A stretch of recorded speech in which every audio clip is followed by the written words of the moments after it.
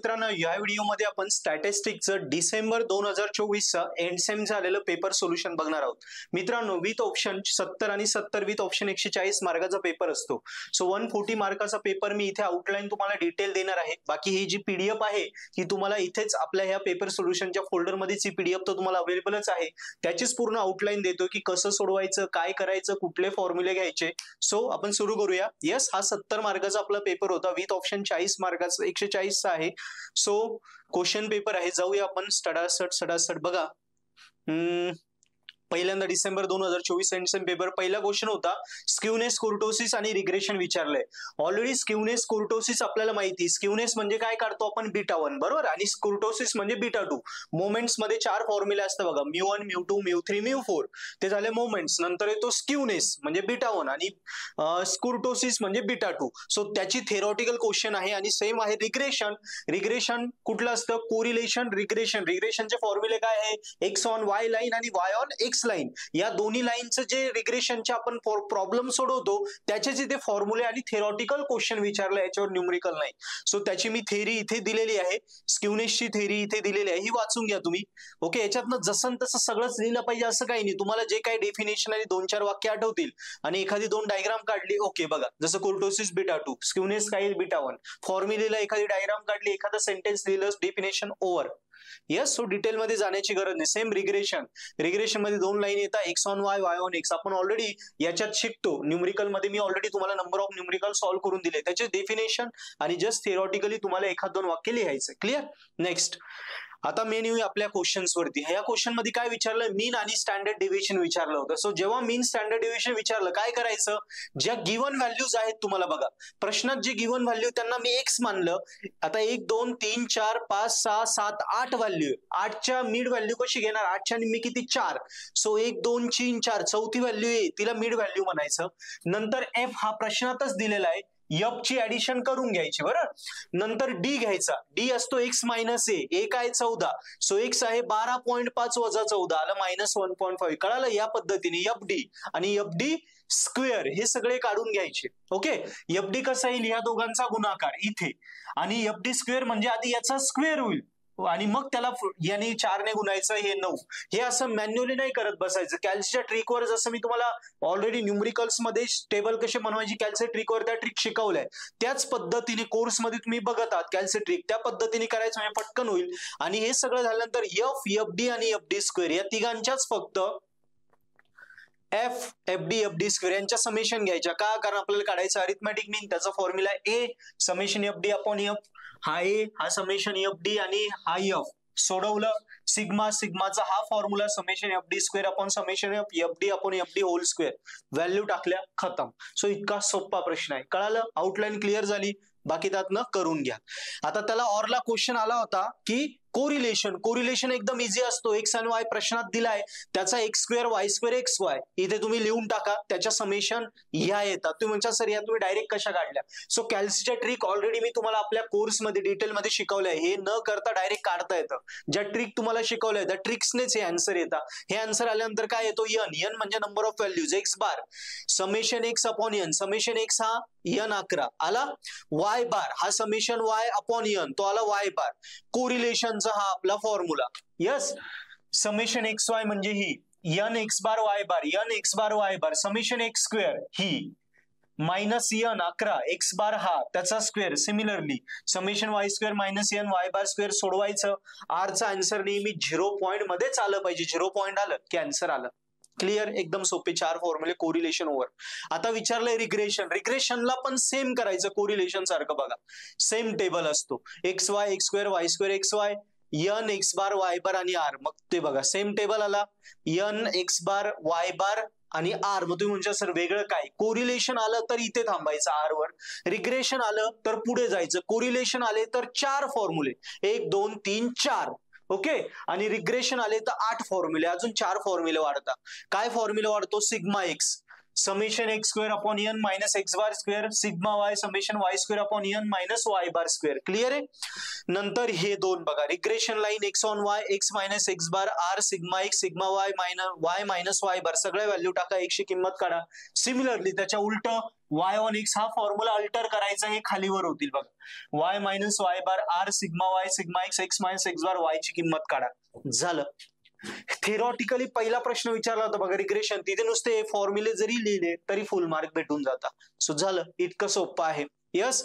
Question 3, question 1 2 कळाला. Statistic पूर्ण 17 mark fix झाले. आता 18 मार्कला प्रोबॅबिलिटी. प्रोबॅबिलिटी मध्ये काय होतं, बायनॉमिलचा प्रश्न होता. पी दिला होता 10%, म्हणजे त्याला आपण 100 करणार, तो आला 0.1. क्यू कसा निघतो बायनॉमिल मध्ये, 1 मायनस पी 1 मायनस पी म्हणजे 0.1 वजा केला 0.9 आला. एन दिलाय 10. आता कंडिशन असतं, पहिल्या कंडिशन मध्ये R2 दिला होता. आपला हा बायनॉमिलचा formula P of R N C R P raise to R Q raise to N minus R, सगळ्या किमती टाका या, तो आला पी ऑफ 2. नंतर काय म्हटलंय, ऍटमोस 2 सिरीज झाली. सिरीजचे पण फॉर्म्युले मी शिकवले सगळे कोर्समध्ये डिटेलमध्ये. Yes. So P is equal to P0 P1 P2 सगळ्या की P0 ऑलरेडी P2 बघा, हा P2 ऑलरेडी काढलेला आहे, फक्त P0 P1 काढायचा. म्हणजे R च्या जागी पहिल्यांदा 0 टाकला, सॉल्व्ह केलं, ते आन्सर आलं. R च्या जागी 1 टाकला, सॉल्व्ह केलं, ते आन्सर आलं. हा P2 हा P0 P1 सगळ्यांची बेरीज केली, इथे टाकली, तो आला ऍटमोस 2. खतम. इतकं इझी आहे. नेक्स्ट आहे आपल्याला डाईसचा प्रश्न होता. आता डाईस मध्ये डाईस किती वेळा थ्रो केलाय, 10 वेळा, म्हणजे एन झाला 10. ऑड नंबर, आता एखादा डाय थ्रो केल्यावर काय नंबर येतील, डायला 6 फेसेस असतात ना, 1 2 3 4 5, सापशिडीचा डाय, मग 6च पडू शकता. पण ऑड नंबर किती त्याच्यात, 1 3 5, 3 ऑड नंबर आहे. टोटल किती नंबर, 6 असतात. ऑड नंबर किती असतात, 3. म्हणजे प्रोबॅबिलिटी काय येईल डायची, एन 3/6 किती आली, 1/2 म्हणजे 0.5. पी भेटला. क्यू कसा येईल, 1 मायनस पी 0.5. एन आहे आपल्याकडे 10. झालं बायनॉमियल, मगाशी केलं तसंच वरच्या प्रश्नासारखं. हा पी ऑफ आर चा फॉर्म्युला, आर 8 टाकला, त्याला आन्सर. नंतर ऍटलिस्ट 6 साठी ही series 1 minus P0 P1 P2 P3 P4 प्रत्येक वेळी पहिल्यांदा आर काय घ्यायचा, 0 ते सोडवायचं, आर घ्यायचा 1 ते सोडवायचं, आर 2 3 4 5 सगळ्यांसाठी सोडवायचं, सगळ्यांची ऍडिशन करा, खतम. येस. सो या पद्धतीने बायनॉमियल सोडवायचं आहे. सो हे झाले डाईसचे क्वेश्चन. सिमिलरली हा आपला नॉर्मल डिस्ट्रीब्युशनचा प्रश्न काय दिला, एक्स बार म्हणजे मीन दिलाय 2, सिग्मा ओके दिलाय तुम्हाला 4, x1 ची किंमत 4.43, x2 ची 7.29. सो 2 x1 दिले. सो Z1 Z2 काढून घेतले या फॉर्म्युलांनी, बरोबर. बघा दोघही पॉझिटिव्ह आले. जेव्हा Z1 Z2 येतात तेव्हा एक निगेटिव्ह एक पॉझिटिव्ह येतो. मग त्यावेळी काय स्टेप 2 ला फॉर्म्युला काय घेतो, नेहमी एक निगेटिव्ह एक पॉझिटिव्ह येतो, तेव्हा स्टेप 2 ला फॉर्म्युला येतो area of Z2 plus area of Z1, दोघं एरियाची बेरीज करतो. पण आता दोघांचंही साइन सेम आलं, सेम साइन आलं की वजाबाकी करायची, हे लक्षात ठेवा. जर साइन अपोजिट आलं, एकाचं मायनस एकाचं प्लस, तर वजाबाकी ऍडिशन करतो, आणि साइन सेम आले तर सबस्ट्रॅक्शन करतो. सो एरिया ऑफ 2 याचा आणि याचा एरिया प्रश्नात दिले, ते टाकले, हे आलं. ग्राफ ड्रॉ करतो. 0.61 आणि 1.32 दोघांच्या मधला रिक्वायर्ड एरिया हा इथे लिहिला. झालं नॉर्मल डिस्ट्रीब्युशन, फुल मार्क कव्हर. सिमिलरली हा नॉर्मल डिस्ट्रीब्युशन साठी बघा, एक निगेटिव्ह आला एक पॉझिटिव्ह आला. नॉर्मल डिस्ट्रीब्युशन 2 प्रश्न होता, तो एक आणि हा एक. आता बघा निगेटिव्ह पॉझिटिव्ह आल्यामुळे दोन्ही एरियाच्या काय झाली, बेरीज झाली. बाकी सेम, निगेटिव्ह मायनस 0.61 आणि 0.85 मायनस प्लस 0च्या इकडे, दोघांच्या मधला शेड केला, कळाला. आणि इथे काय होतं, दोघही प्लस होते, दोघं ह्या बाजूला आले. आता एक निगेटिव्ह म्हणजे एक तिकडे आला एक इकडे आला, झालं. एवढाच छोटासा चेंज आहे, खतम, फुल मार्क कव्हर. येस. त्याला और कुठला प्रश्न आहे, रॅन्डम व्हेरिएबलचा एकदम सोपा केचा प्रश्न येतो. मी 3-4 उदाहरणं आपल्या व्हिडिओ लेक्चर मध्ये सॉल्व्ह करून दिले, रॅन्डम व्हेरिएबल के वाले, त्याच्यातलंच एक येतं, तेच उदाहरण आहे. के काढायचा, के कसा काढतो, सगळ्या व्हेरिएबलची ऍडिशन करायची इज इक्वल टू 1. मग आता ऍड करा, के मोजा, 1 आणि 2 3, 3 आणि 2 5, 5 आणि 3 8, 8 आणि 1 9, 9 के स्क्वेअर मोजा, 1 आणि 2 3, 3 आणि 7 10, 10 के. हा इकडे आला -1, नेहमी इक्वल टू 1च घ्यायचा सुरुवातीला, तो इकडे येईल -1, कॅल्सिट टाका. ES प्लस मध्ये कसं करतो, मोड 5 3, मग व्हॅल्यू टाकू, 10 9 -1 या 2 व्हॅल्यू येतील. त्यातली कुठली घ्यायची, फ्रॅक्शन वाली नाही, फुल नंबर घ्यायचा. हा के आला -1. आणि सिमिलरली हे खालचे सगळे सोडवायचे. एक्स कसा घ्यायचा, 6 पेक्षा लहान, ते सोडवले, ऍडिशन केली, के ची व्हॅल्यू टाकली, -1 आलं. आता एक्स कसा घ्यायचा, 6 पेक्षा मोठा आणि इक्वल टू म्हणजे 6 पण घ्यायचा, ऍडिशन करा, के ची व्हॅल्यू टाका. आता एक्स कसं घ्यायचंय, 0 आणि 5 दोघांच्या मधले, केच्या व्हॅल्यू टाका, खतम. या पद्धतीने त्याला सोडवा, व्यवस्थित बघून घ्या, मी आउटलाईन देतोय तुम्हाला. आता क्वेश्चन सी, सिमिलरली पुन्हा नॉर्मल डिस्ट्रीब्युशन जो मगाशी केला त्या पद्धतीने 2 Z1 Z2 निगेटिव्ह पॉझिटिव्ह म्हणजे दोघे एरियाची काय होईल, बेरीज होईल. बेरीज झाली सो दोघांच्या मधला बघा, दोघांच्या मधला शेड होईल. आहे सेम आहे, व्यवस्थित समजून घ्या. क्वेश्चन 4B पॉइझनचा प्रश्न आहे. टेबल आहे, टेबल मध्ये काय केलंय मी, पहिला आणि दुसरा त्यांचा गुणाकार अधिक पहिला दुसऱ्यांचा गुणाकार आणि जे खालचे त्यांची बेरीज, तो आला झेड. एन दिलाय 200 आणि आरच्या या किमती कुठे, पहिल्या रो मध्ये 0 1 2 3 4 पर्यंत दिले, बरोबर. हा formula e raise to minus Z, Z काय आलाय -0.65 into Z 0.61 into R, R काय 0 अपॉन आर फॅक्टोरियल, 0 फॅक्टोरियल ते काढलं, आलेलं उत्तराला एन ने गुणायचं, ते आन्सर. एवढं सोपं आहे. आर काय घेतला 1, झेड हाच राहील. So e raise to minus Z, Z आहे 0.61, झेड 0.61, आर काय 1 करायचं बघा, 2 2 3 3 4 4, फक्त आर बदलायचं, आलेल्या उत्तराला 200 ने गुणायचं म्हणजे एन ने, कॅपिटल एन ने. That is your answer. कळत. 18 13 17 35 मार्क फिक्स. या पद्धतीने स्टॅटिस्टिक आणि प्रोबॅबिलिटी एकदम सोपं आहे. यस, मी इथे प्रॉपर आउटलाईन देतो, याला डिटेलमध्ये समजून घ्या. आता test of significance for difference proportion आणि चाय स्क्वेअर टेस्ट, या 2 टेस्टवरचे क्वेश्चन आहे, ते खाली दिले मी. हे बघा, डिफरन्स प्रपोर्शनचे हे फॉर्म्युले P1 P2 हे प्रपोर्शन आहे, हा P चा फॉर्म्युला, हा Q चा, आणि हा डिफरन्स प्रपोर्शनचा फॉर्म्युला.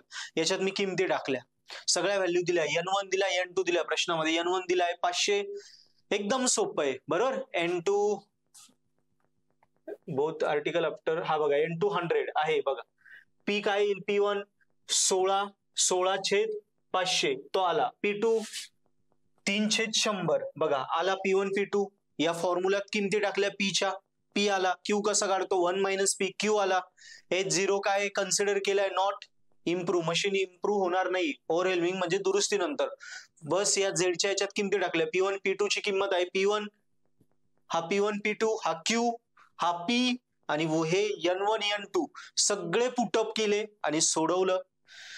झेडची आली व्हॅल्यू 1.10, 0.10 ही कॅल्क्युलेटेड व्हॅल्यू, गिव्हन व्हॅल्यू काय होती 1.96. सो कॅल्क्युलेटेड व्हॅल्यू जर गिव्हन पेक्षा लहान आली तर H0 ऍक्सेप्ट करतो. ऍक्सेप्ट म्हणजे हे जे कन्सिडर केलं होतं आपण, की जो प्रश्न असतो त्याच्या आपण नेहमी उलट कन्सिडर करतो. इथे म्हटलंय की मशीन दुरुस्त केल्यानंतर चांगलं चालेल का, आपण कन्सिडर केलं होतं की machine is not improve after overwhelming, दुरुस्तीनंतर चांगलं चालत नाही.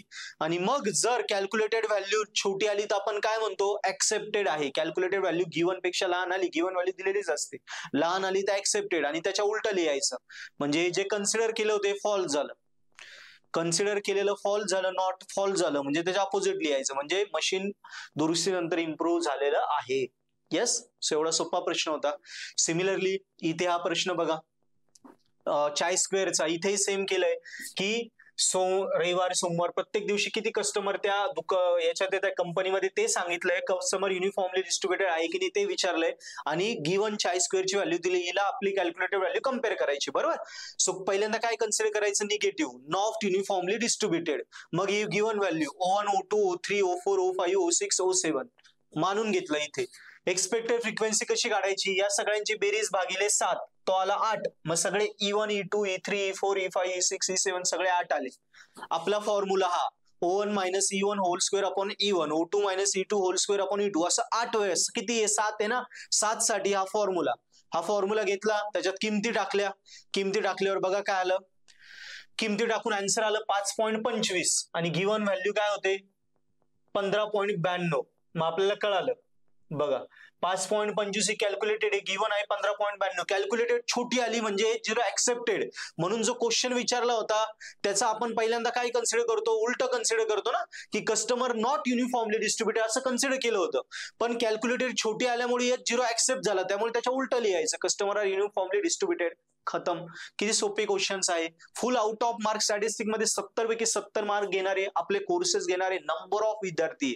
सो स्टॅटिस्टिक जर खरोखर स्कोर करायचं असेल हार्डली 2 दिवसात, तर पेपर पॅटर्नचा व्हिडिओ बघा, त्याच्यातून स्ट्रॅटेजी समजून घ्या की 2 दिवसात काय काय इम्पॉर्टंट आहे ते करायचं. यस, आणि त्याच्यानंतर मग कोर्स घेऊन त्यातनं तेवढेच पॉईंट करा, तरी 2 दिवसात तुम्ही 60-65 मार्क घेता, आणि 4-5 दिवस जर चांगला केला तर 70 पैकी 70 पण पडता. सिमिलरली हा पण अजून एक सेम क्वेश्चन आहे, एस टी टेस्टचा क्वेश्चन, एफ टेस्टचा क्वेश्चन क्वेश्चन आहे. काय आहे? ह्या given value n1 into x1 x2 बरोबर, x1 x2 काढून घेतले, s1 s2 S1 काढला, S2 काढला, ते इथे टाकायचे, संपलं, F काढायचा. एवढं इझी. हे सगळं दिलेलं आहे, हे टाकलं S1 S2 निघतो, तो इथे टाकला F ची व्हॅल्यू निघते, खतम. सो F ची व्हॅल्यू कशी आली? लहान आली गिव्हन व्हॅल्यू पेक्षा. सो ऍक्सेप्टेड, म्हणून जे आपलं विचारलंय ते ट्रू झालं आहे. सेम टाईपचे सगळे क्वेश्चन. यस.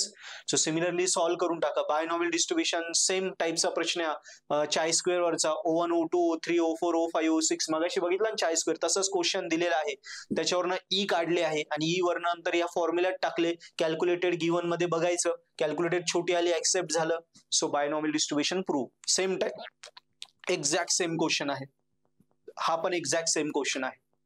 सो 5वा युनिट एकदम सोपा आहे, जस्ट फॉर्म्युले टाकायचे आणि कॅल्क्युलेट करायचं. टेस्ट ओळखायच्या कुठल्या, F टेस्ट आहे, चाय स्क्वेअर आहे किंवा अनोवा टेस्ट आहे, टी टेस्ट आहे, एवढं फक्त चेक करायचं. येस. सिमिलर क्वेश्चन्स आहे, छोटे छोटे फॉर्म्युले पुट करा, कॅल्क्युलेटेड व्हॅल्यू लहान आली तर ऍक्सेप्टेड, मोठी आली तर रिजेक्टेड, रिजेक्टेड आलं तर जे कन्सिडर केले निगेटिव्ह ते जसं तसं लिहायचं, आणि ऍक्सेप्टेड आली तर पहिला निगेटिव्ह कन्सिडर करतो, जो प्रश्न विचारलाय त्याच्या निगेटिव्ह, आणि उत्तर लिहायचं पुन्हा पॉझिटिव्ह. डन. आणि बस मग शेवट. आता हे थेरॉटिकल टाईप 1 टाईप 2 एररचं एक न्यूमेरिकल क्वेश्चन आहे, तेवढं सांगतो, बाकी थेरी क्वेश्चन आहे, सगळे तुम्ही वाचून घ्या, मी डिटेलमध्ये थेरी दिली बघा. टाईप 1 टाईप 2 एररचा क्वेश्चन काय आहे? इथे प्रोबॅबिलिटी दिली, पहिला पी किती 1/2 दिलाय बरोबर, क्यू काय येईल 1 - p, 1 - 1/2 1/2. नंतर H1 H1 हा H0 साठी झाला, दुसरा P दिलाय तो H1 साठी मानायचा. सो P आहे 3/4, Q येईल 1 - P, 1 - 3/4, तो आला 1/4. So to find alpha. Alpha म्हणजे काय? टाईप 1 एरर बरोबर. काय विचारलंय? Probability of rejection. रिजेक्शन काय म्हटलंय? More than 3. मोर दॅन 3 ची series 1 - P0 P1 P2 P3. Already ही व्हिडिओ तुम्ही पेपर सोल्युशन बघताय, म्हणजे ऑलरेडी पेपर सोल्युशन कधी बघतो? जेव्हा आपण ऑलरेडी अभ्यास केलाय. सो अभ्यास केल्यानंतर पेपर सोल्युशन बघताय, तर तुम्हाला या सिरीज सगळ्या माहिती आहेत, कारण आता सांगू नाही शकत ना त्या, हे तर सोल्युशन एक्सप्लेन करतोय मी, आउटलाईन देतोय. ऑलरेडी तुम्ही डिटेलमध्ये कोर्स बघितला असणार आहे किंवा स्वतःने अभ्यास केला असणार आहे. सो हे माहिती कसं येतं, मी फक्त सांगतोय काय करायचं. मग हा आपला बायनॉमियलचा फॉर्म्युला, काय काय काढायचं? P0 P1 P2 P3 सगळे काढले, याच्यात पुट केले, तो टाईप 1 चा एरर म्हणजे अल्फाची व्हॅल्यू आली 0.1876. सिमिलरली बीटा काढायचा. बीटा काय? 1 - बीटा. काय विचारलंय? More probability of rejection more than 3. Similarly आता फक्त पी आणि क्यू चेंज करायचे. पहिल्यांदा पी क्यू काय घेतले होते? हे घेतले होते 1/2 1/2. आता पी क्यू काय घ्यायचे? 3/4 आणि 1/4. सेम सोडवायचं, एक्झॅक्ट सेम, आणि जे आन्सर येईल ते बीटाचा आन्सर. हे आलं. 1 मायनस दॅट आन्सर केलं, that is power of test type 2 एरर. सो एवढा सोपा प्रश्न असतो न्यूमेरिकल क्वेश्चन टाईप 1 टाईप 2 एररचा, एकदम सोपा आहे. आणि मग आता बाकी सगळे theory question. Non parametric test काय आहे? बरोबर. Hypothesis testing method are biased on the important assumption that data drawn from a sample is normally distributed. म्हणजे काय आहे की एखादा डेटा दिलाय तो प्रॉपरली डिस्ट्रीब्युट आहे की नाही, आणि त्याच्यावरनं मग आपण अझम्पशन काढतो. यस. सो अशा टाईपची ही टेस्ट आहे, त्याला म्हणतो आपण पॅरामेट्रिक टेस्ट. त्याच्यानंतर नॉन पॅरामेट्रिक टेस्ट येते. ओके. आता नॉन पॅरामेट्रिक म्हणजे काय? But in many situation arises where population under consideration doesn't follow specific distribution. म्हणजे एखादा फ्लो असतो डेटाचा, तो चेंज होत राहतो फ्लो मध्ये, तर ते नॉन पॅरामेट्रिक स्टेट. डिटेलमध्ये तुम्ही वाचून घ्या, आणि त्यांचे ऍडव्हान्टेज आणि डिसएडव्हान्टेज विचारले होते, ते पण मी इथे दिले. सो एवढे सगळे लिहिण्याची गरज नाही. 2 ऍडव्हान्टेज 2 डिसएडव्हान्टेज आणि यांची फक्त डेफिनेशन जरी लिहिल्या आणि एक एक सेंटेन्स लिहिलं, हे अंडरलाईन केलेलं महत्वाचं, खतम, फुल मार्क भेटून जाता. ओके. सो याच्यावर तुम्हाला नोट येते. नंतर आता क्वेश्चन नंबर 8 एनपी लेमा, हा डायरेक्ट पाठ करून टाका. एनपी लेमाचा व्हिडिओ डिटेलमध्ये 23 मिनिटाचा मी व्हिडिओ आपल्या कोर्समध्ये दिला आहे, तो रट्टा मारा, 2-4 वेळा सोडवा, काही करा, तो पेपरला येणार म्हणजे येणारच. तसं मी युट्यूबला पण तो टाकलेला आहे ऑलरेडी. आपलं हे पेपर सोल्युशन पण मी हा युट्यूबला टाकलं आहे. तसंच तुम्हाला पेपर पॅटर्न पण दिलाय स्टॅटिस्टिक्सचा, की पास कसं व्हायचं ते बघून घ्या. एनपी लेमाचाही व्हिडिओ टाकला युट्यूबला, तोही बघा, किंवा कोर्समध्ये आहे 23 मिनिटाचा, 2-4 वेळा बघा. तो एनपी लेमा जर समजला की ते फुल मार्क तुमचे कन्फर्म होता. पुस्तकांमध्ये ऑनलाईन सगळीकडे खूप अवघड दिलंय, खूप मोठं करून दिलंय, मी एकदम शॉर्टकट करून दिलंय, एकदम सुटसुटीत सोपं शिकवलंय तुम्हाला. तेवढंच तो व्हिडिओ 2 वेळा बघा आणि पुन्हा 2 वेळा न बघता लिहून काढा, फुल मार्क कव्हर. त्याला काही जास्त डोकं लावू नका, हे कसं आलं ते कसं आलं ते तुम्हाला समजणार नाही, तेवढे तुमच्या कॅपॅसिटी नाहीये. पण तुम्हाला आउट ऑफ मार्क घ्यायचे. मी काय सांगतो, 23 मिनिटाचा तो व्हिडिओ बघा, अजून एकदा बघा, 2दा बघितला, 2 वेळा फक्त लिहून काढा, पाठ होऊन जातो तो. वर्गात जेवढे मुलं यायचे मी त्यांच्याकडून तसंच करून घेतलं, की किंवा ज्यांनी कोर्स घेतला त्या सगळ्यांना तसंच सांगितलंय, तुम्ही कोर्स घेताय तुम्ही पण तेच करा. बस 2 तास द्यायचे, 8 मार्क फिक्स, 8 ते 9 मार्कला येतो. कळालं? आणि मी सांगितलं त्या वेनी करा, तो सोपा वे आहे. आणि बाकी या नोट, पॉप्युलेशन काय, सॅम्पल काय, एखादा मोठा एरिया आहे त्याच्यातून आपण काही स्पेसिफिक सॅम्पल उचलतो, बरोबर, काही कन्क्लुजन उचलतो, त्या मोठ्या एरियाला पॉप्युलेशन म्हणतो, मधल्याला सॅम्पल म्हणतो. छोटे छोटे थेरॉटिकल क्वेश्चन्स आहेत, हे काय एक्सप्लेन करण्याची गरज नाही, थेरी क्वेश्चन आहे, रट्टा मारून टाका, वाचून टाका, कव्हर अप होऊन जाईल. सो टोटल 8 थेरी क्वेश्चन आहे, त्यातलेच कुठले पण राईट नोट ऑन 4, त्या 8 मधलेच 4 येतात. सो त्या 8च्या 8 मी ऍप मध्ये दिले, ते अनलॉक करून दिले, ते बघा, ते परफेक्ट आहे. त्यांचे सोल्युशन्स बघा, असे डिटेलमध्ये तुम्हाला हा एनपी लेमाचे एकदम सुंदर हस्ताक्षरात मी प्रॉपर इथे एनपी लेमाचे डेरिव्हेशन दिलंय, हे मी सांगितलं कसं लक्षात ठेवायचंय. सो मी इथे एक्सप्लेन करणार नाही, कारण गरज नाहीये, मी सांगितलं तो वे फॉलो करा. डन. आणि नेक्स्ट हे बघा, सुंदर अशा नोट्स मी दिल्या, नोट्स मध्ये सगळं सांगितलं. हे पॉप्युलेशन, त्यातला छोटा पार्ट म्हणजे सॅम्पल. सो छोटे छोटे एकदम भारी प्रकारे एकदम सुंदर हस्ताक्षरात लिहून दिलंय. सो गरजेचं नाही की एवढं डिटेल मध्ये याच्यातलं जेवढं आठवेल तेवढं लिहिलं तरी फुल मार्क भेटून जातात. आता हे टाईप 1 टाईप 2 एरर नंतर हे काय क्रिटिकल रिजन दिलाय, त्याच्या डायग्राम्स वगैरे एकदम भारी करून दिलंय. हे व्यवस्थित रट्टा मारून काढा, 2 वेळा लिहून काढा, काम होऊन जाईल. पॉवर ऑफ टेस्ट इथे दिलंय. सो अशा प्रकारे हा पूर्ण 70 मार्काचा विथ ऑप्शन 140 मार्काचा स्टॅटिस्टिक्सचा पेपर मी इथे तुम्हाला एक्सप्लेन केलेला आहे. सो मी जे सांगितलंय ह्या वेळी जर तुम्ही केलं तर बस तुम्हाला आउट ऑफ मार्क स्टॅटिस्टिक्सला कुठेच जात नाही. सो मित्रांनो, मला खात्री तुम्हाला व्हिडिओज आवडत असतील, शिकवलेलं समजत असेल.